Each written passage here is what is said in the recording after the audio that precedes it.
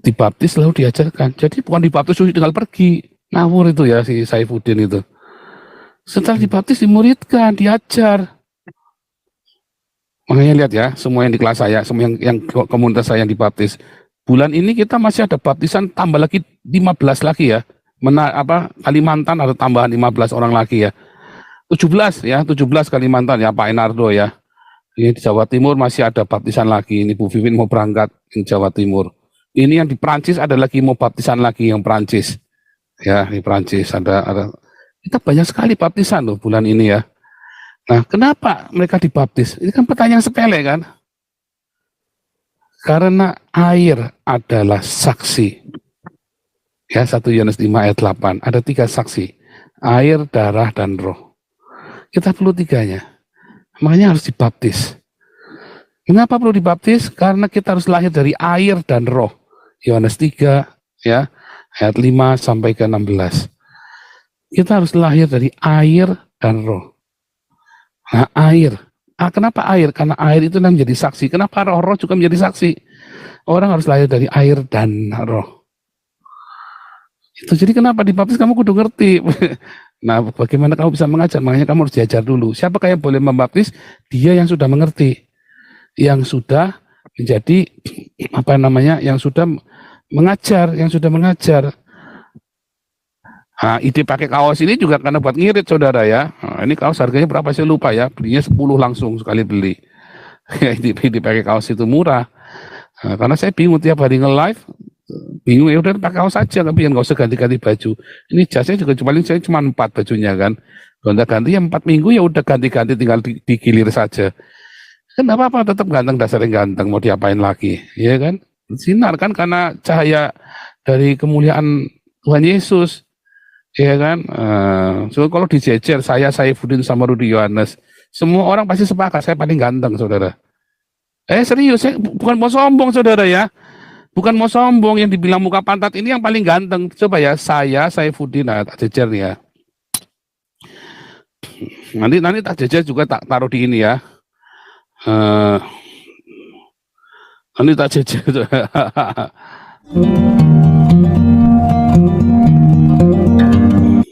Ya, shalom Pak Paul. Shalom. Iya, saya mau tanya Pak Paul, ada 2 pertanyaan sih saya mau tanya.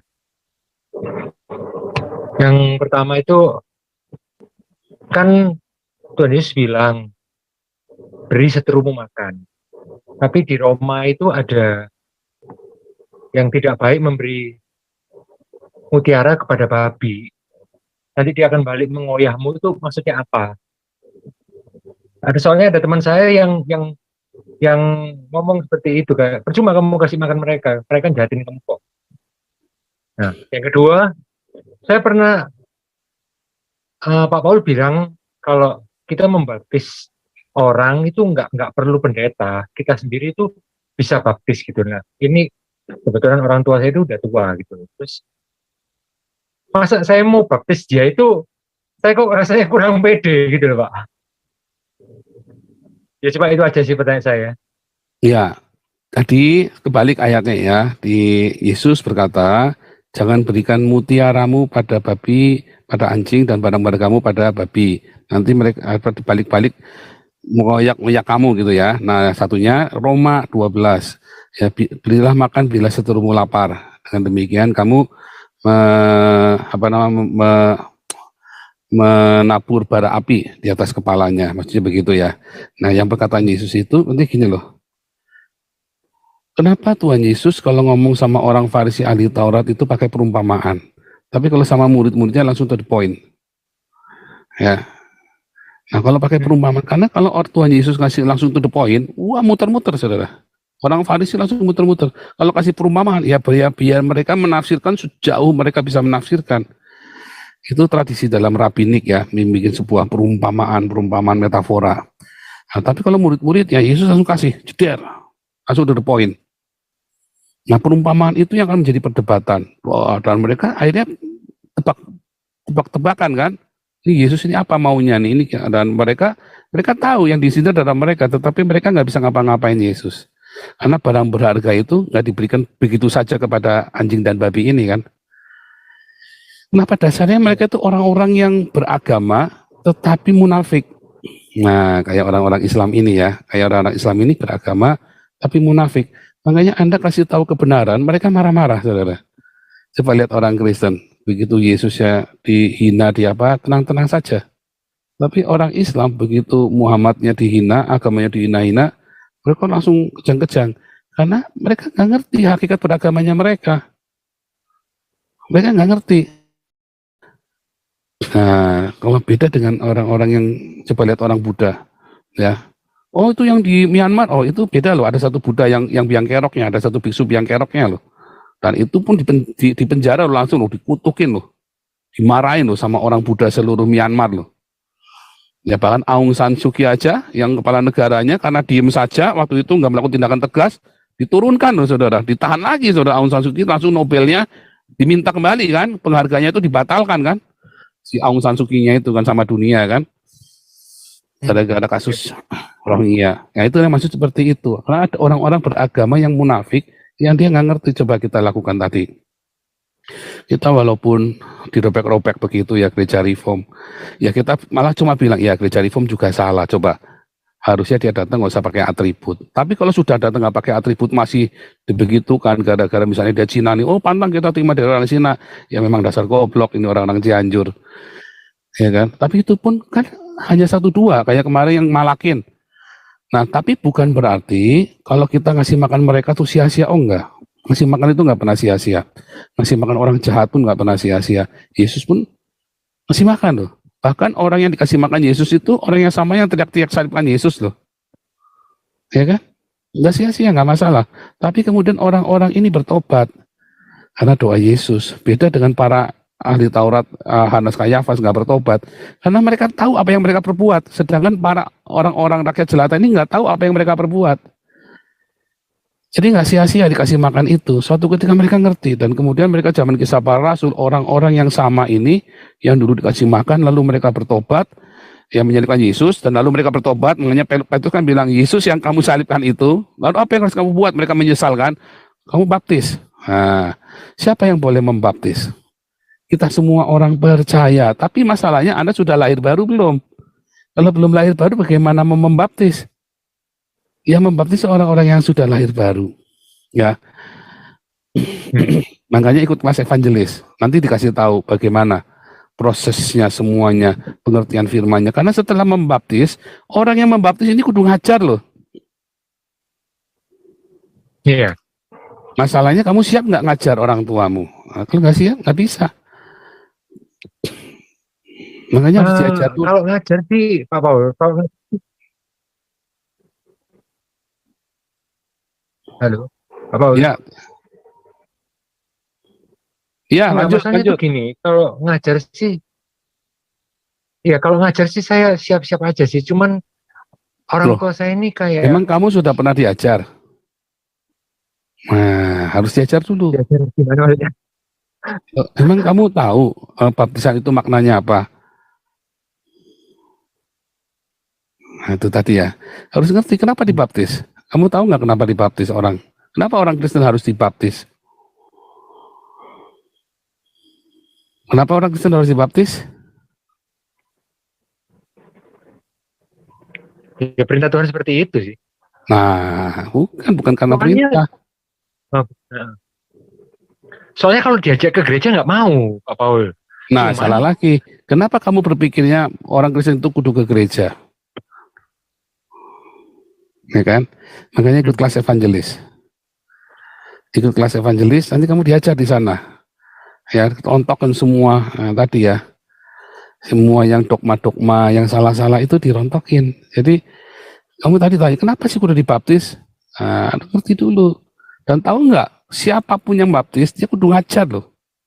Baptislah mereka, ya, dan ajarlah mereka. Perintahnya kan, jadikanlah semua bangsa muridku.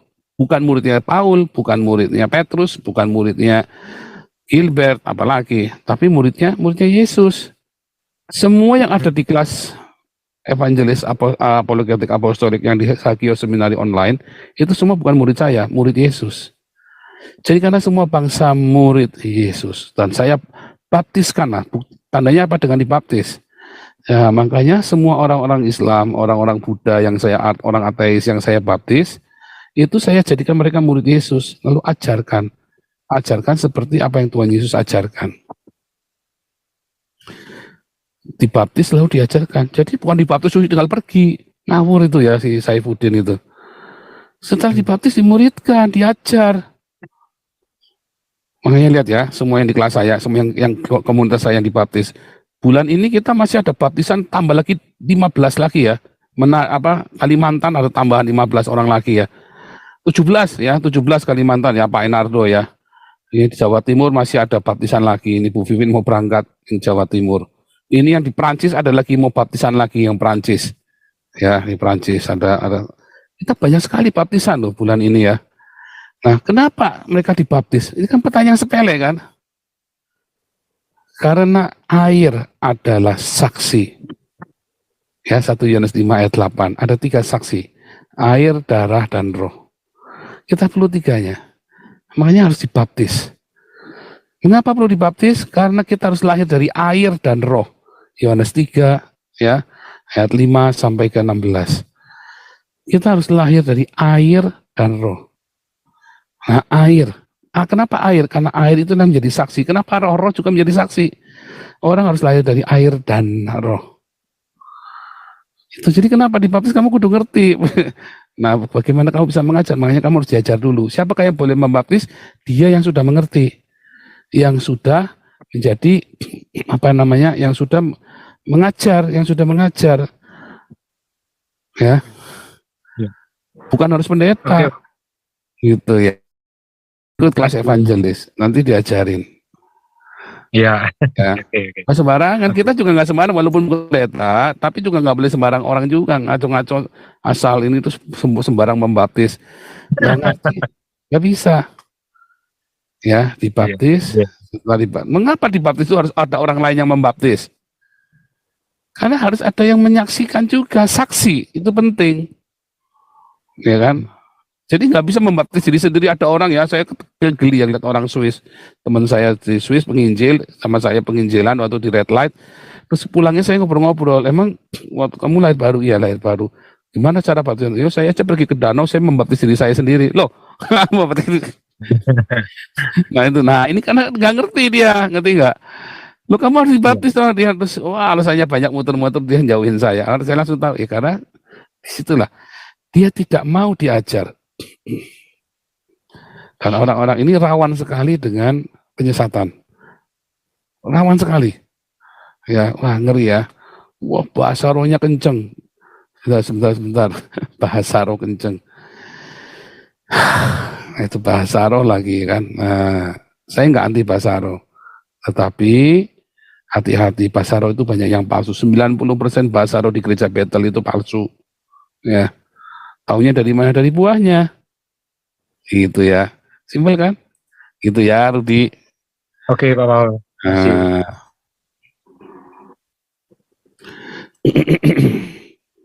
Nah, kita kembali lagi ya. Ya mau tanya boleh ya. Kalau mau kritik saya, Anda harus tampak muka ya. Dan bukan hari ini, hari Senin sampai hari Jumat Anda boleh.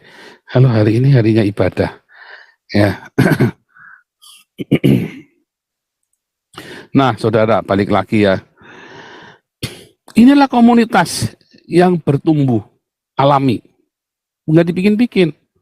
Kita dari saya sendiri ya, tiap pagi jam 5 pagi, dulu kan jam 10 Indonesia, Shalom Indonesia itu mulai dari jam 10 waktu Indonesia ya, tahun 2020 ya. Kita mulai dari tahun 2020 masa corona, pertama kali corona. Nah kemudian di masa corona ini ya, di masa corona ini kita bertumbuh saudara ya, bertumbuh alami, makin banyak yang nonton ya. Nah, terus kita mulai ada perdebatan-perdebatan yang aneh-aneh ya, nggak apa-apa, itu kan semua bagian. Tapi kemudian ya orang-orang mulai menyerang saya ya kan, karena saya beyond Trinity. Saya mengerti Trinity saudara, saya mengerti oneness. Si Samuel Siaan, oh ini Paul ini meninggalkan Trinitas gara-gara saya. Oh bukan, Ya, bukan ya, bukan. Eh, tapi harus diakuin Samuel Siaan walaupun dia tidak sekolah teologi tapi dia tahu, dia baca Alkitab itu dengan teliti. Ya, kadang ikut cerita Wahyu katanya ya. Saya nggak ngerti deh. Dia bagus saudara saya Samuel. Tapi apakah saya oneness? Ya bukan. Saya itu beyond oneness, beyond Trinity. Ya, saya beyond oneness, beyond Trinity. Ya, karena Tuhan Yesus itu nggak bisa dikonsep kayak gitu, saudara. Tauhid apa lagi? Adanya taufu. Ya, tauhid itu taufu pahit, udah bulukan, itu taufu pahit, terus bulukan, saudara ya. Nggak ada tauhid-tauhidan, nggak ada. Kalau kamu bisa mengkonsep Tuhan, ya kamu akan ciptakan Tuhan. Termasuk orang Trinitas yang ngaku-ngaku bisa ngaku paling paham, ya kamu akan ciptakan Tuhanmu nanti. Berilusi. Orang Wanes juga sama, ya sama saja. Jadi nggak ada beyond Trinity yang benar. Nah, kemudian kita bertumbuh ya. Pertama kasusnya ini dulu ya, ya Yudi Mulyana dibaptis, geger ya saudara ya. Kasusnya Yudi Mulyana dibaptis. Geger itu ya, komunitas kita mulai bertumbuh. Kita belum cari dana, saya juga nggak pernah bagi-bagi rekening. Orang kayak nanya sama saya, setiap kali ada orang yang kesaksian di tempat saya, ya rekeningnya dia yang saya tampilkan. Ya, terus kita bertumbuh lagi. Tiba-tiba kasus ya Nabi ke-26. Padahal saya bilang Nabi ke-26 kan dari 2017. Dari saya waktu di Indonesia. Tiba-tiba viral lagi ya kan 2021-nya kan. Ini dua kali ya, 2020, 2021. Nah, dengan viral itu begitu hebat begitu, saya ngelihat, wah apa namanya, banyak orang yang berdonasi. Nah, saya arahkan, harus ada kata cukup, saudara ya. Saya ya hidup pada waktu 2018-2019, 2 tahun pertama, saya hidup dari pemerintah Belanda, saudara. Ya, pertama dari pemerintah Jerman, kemudian dari pemerintah Belanda. Ya, 2018 dari pemerintah Jerman, 2019-2020 saya dari pemerintah Belanda. Hal itu sudah lebih dari cukup, saudara. Ya, kemudian 2021 saya mulai mengajar, kelas saya penuh ya. Kelas saya selalu penuh, setiap hari saya mengajar, saudara. Maka dari itu, saya nggak pernah ngemis-ngemis donasi buat pribadi saya. Kalau ada yang ngasih, berarti saya kesempatan beli baju baru. Selama ini saya beli baju second, apa segala macam kan. Beli baju juga kita nggak usah beli yang di mahal-mahal, nggak usah beli yang di butik, tapi belinya di kayak di Action ya, kayak di KIK, Kik gitu ya, di Kik, kayak di yang murah-murah saja ya. Nah, ide pakai kaos ini juga karena buat ngirit saudara ya. Nah, ini kaos harganya berapa saya lupa ya, belinya 10 langsung sekali beli. ide pakai kaos itu murah. Nah, karena saya bingung tiap hari nge-live, bingung ya udah pakai kaos saja, tapi nggak usah ganti-ganti baju. Ini jasnya juga saya cuma 4 bajunya kan. Gonta-ganti ya 4 minggu ya udah ganti-ganti, tinggal digilir saja. Kan apa-apa, tetap ganteng, dasarnya ganteng, mau diapain lagi, ya kan? Sinar kan karena cahaya dari kemuliaan Tuhan Yesus. Iya kan? So kalau dijejer saya Saifuddin sama Rudi Yohanes, semua orang pasti sepakat saya paling ganteng, saudara. Serius, saya bukan mau sombong, saudara ya. Bukan mau sombong, yang dibilang muka pantat ini yang paling ganteng. Coba ya, saya Saifuddin, nah, tak jejer nih ya. Nanti tak jejer juga tak taruh di ini ya. Eh, nanti tak jejer.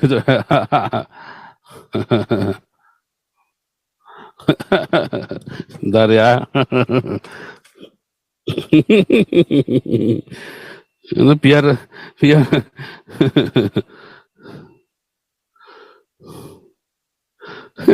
mana nih?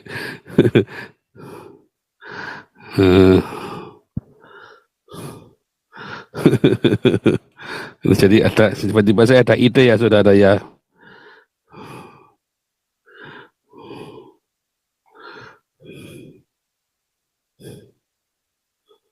Hmm. Ini saya semua ngambilnya dari YouTube ya saudara ya, dari internet ya saudara ya.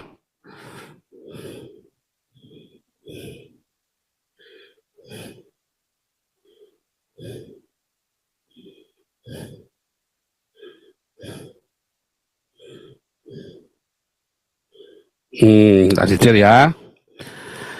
Saya mau tanya boleh ya? Tadi yang si Sapa tadi mau kalau sudah ketemu ayatnya silakan ke sini ya, boleh ya? Kalau tadi sudah ketemu ayatnya boleh masuk lagi, resen saja, jangan malu-malu. Cuman, eng ing eng.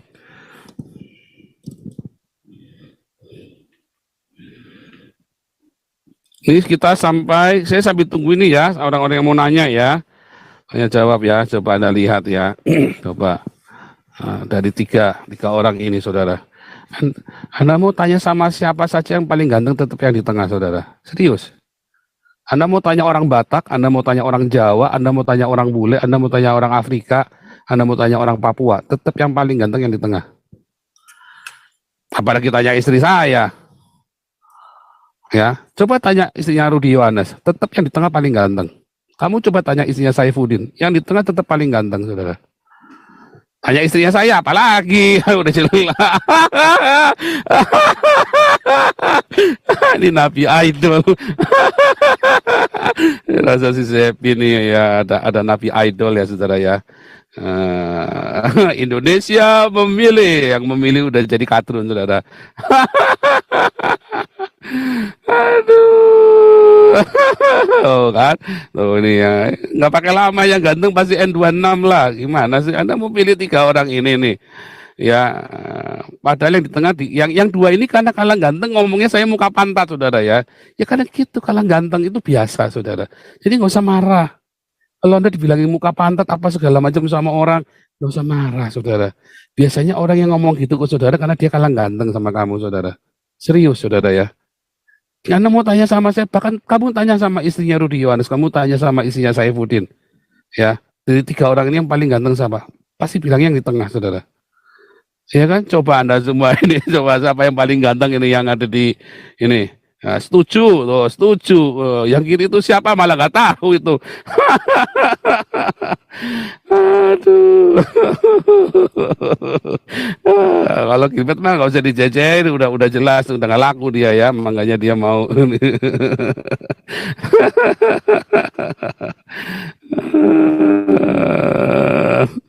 Jadi dengan si Capu ya jangan dong, nggak kelas dong ya, jangan ya. Dia nggak kelas lah. Tapi favorit. Eh, Kenapa sih dengan Paulus Sanglo? Enggak, ini apa dengan saya pun nggak ada urusannya. Kan dulu saya Duduyanes juga bilangnya saya muka pantat. Nah sekarang saya bilang nih dari tiga ini kalau digeserin ya, orang pasti akan bilang yang ganteng itu yang ini loh, yang tengah ini mana nih, nah ini yang paling ganteng nih, yang tengah ini pasti Anda tanyain deh. Enggak, saya bukan geeran, saudara, bukan geeran.